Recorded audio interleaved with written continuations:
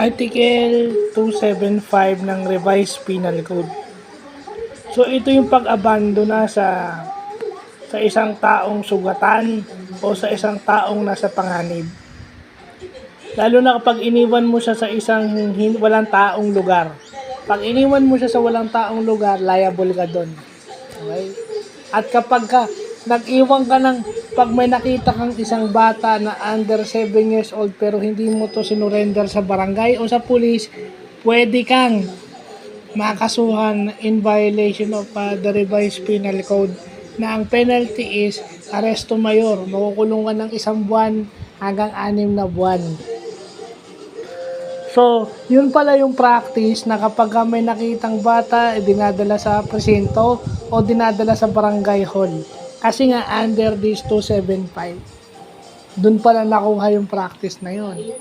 At saka hindi mo dapat iniiwan yung sugatan o yung nag-aagaw buhay. Pag iniwan mo yung isang taong nanganganib ang buhay, violation ka sa batas na to. At ito inaano rin sa barangay natin. Dahil yung barangay natin ang first responder ng mga situation na ganito. So, yun lang ho. No?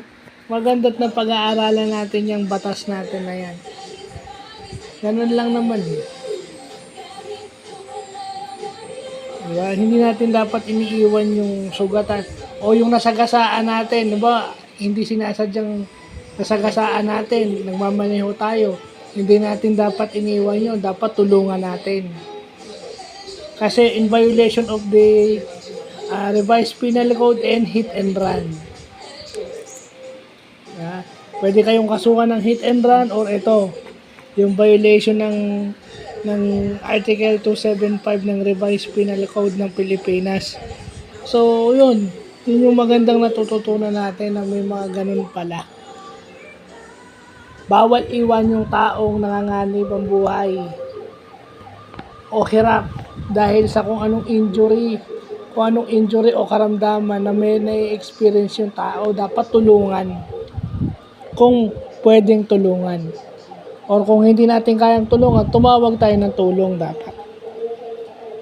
So, yun yung magandang natututunan natin. Ano? Kasi minsan, naunahan tayo ng takot eh. Tapos sasabihin mo, hindi mo naman ginalaw. Hindi mo na nga, umalis ka na lang. Yun na nga eh. Ito yung sinasabi nilang crime of omission. Ibig sabihin, may criminally liable ka sa hindi mo pag-aksyon. So, yun lang po.